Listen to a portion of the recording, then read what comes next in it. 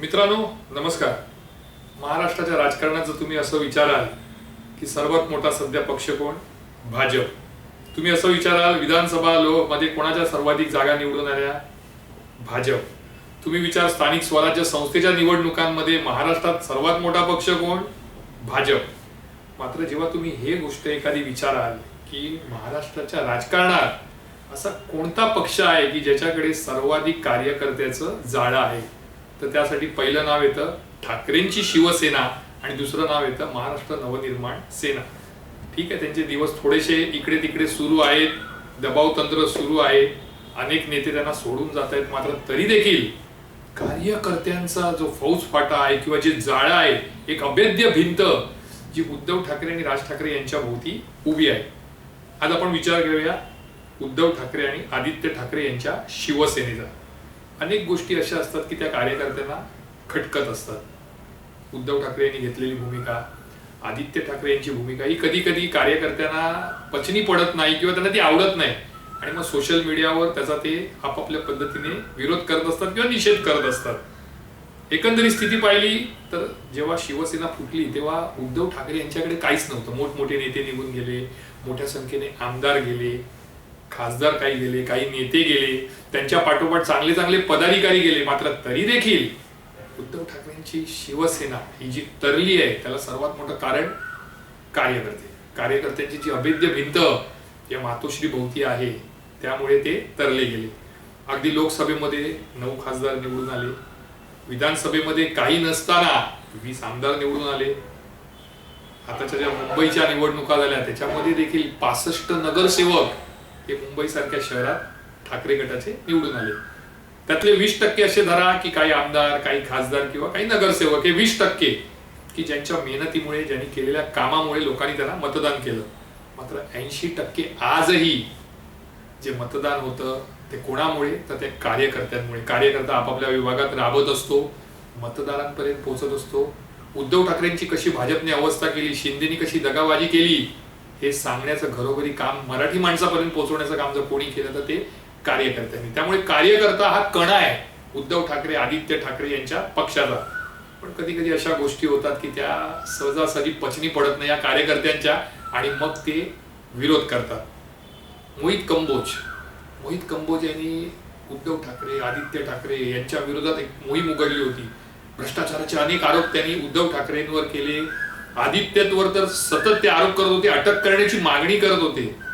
मात्र जेव्हा मोहित कंबोज यांच्या मुलीच्या वाढदिवसाची वेळ आली, आदित्य ठाकरे थेट मोहित कंबोज यांच्या घरी पोहोचले आणि तिथेच खटकलं कार्यकर्त्यांना ते आवडलं नाही. कारण आम्ही सोशल मीडियावरून तुमच्यासाठी मोहित कंबोज सोबत लढत होतो, त्याला शिव्यांची लाखोली वाहत होतो, त्याच्या विरोधात आम्ही पोस्ट टाकत होतो, त्याच्याशी आम्ही पंगा घेतला होता उघडपणे.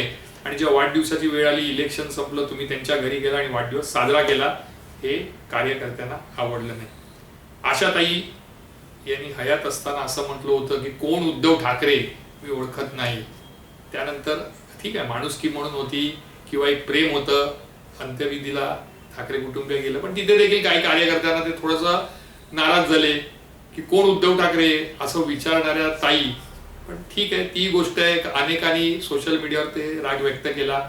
त्यातच आदित्य ठाकरे यांची भूमिका अनेकांना आवडत नाही. कार्यकर्त्यांचं असं म्हणणं आहे, बहुसंख्य कार्यकर्त्यांचं, की जेव्हा पदाधिकारी निवडण्याची वेळ येते तेव्हा मातोश्रीवरनं तेथील नेत्यांना, तेथील आमदारांना, तेथील खासदारांना विचारलं जातं आणि मग निवड केली जाते. अशा वेळी निष्ठावान लोकांवर अन्याय होतो असं कार्यकर्त्यांना वाटतं. कारण त्यांचं म्हणणं असं आहे की जे आमदार आहेत, नेते आहेत, ते आपले चमचे म्हणा किंवा आपल्या जवळच्या लोकांना पदाधिकारी म्हणून नेमतात आणि जो खऱ्या अर्थाने ग्रासरूटवर काम करत असतो, मेहनत करत असतो, लोकांपर्यंत पोहोचत असतो, ठाकरे नावाचा जो ब्रँड आहे तो वाढवण्याचा जो खऱ्या अर्थाने प्रयत्न करत असतो, त्याच्यावर अन्याय होतो, त्याला पुढे आणलं जात नाही. आणि त्यामुळे ही भूमिका जी आहे ठाकरे कुटुंबियांची, त्यामुळे देखील काही कार्यकर्ते नाराज आहेत.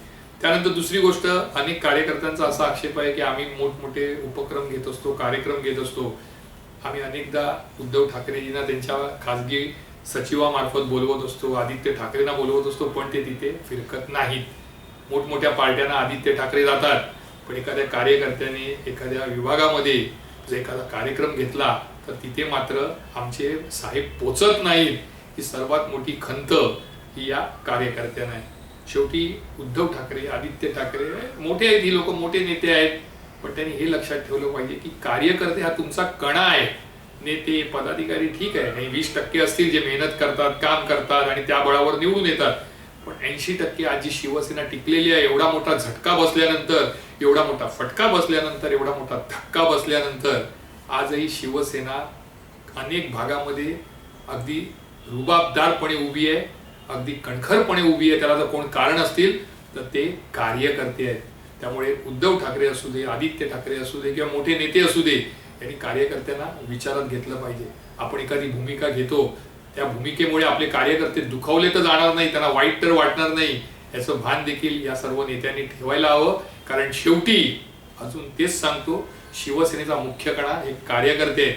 त्यामुळे उद्धवजी आणि आदित्यजी कधी कधी जी भूमिका घेतात ती भूमिका या कार्यकर्त्यांना आवडत नाही आणि मग कधी ते अगदी सोशल मीडियावर येऊन तर कधी खाजगीमध्ये एकमेकांशी बोलताना आपला निषेध किंवा आपला विरोध हे दर्शवत असतात.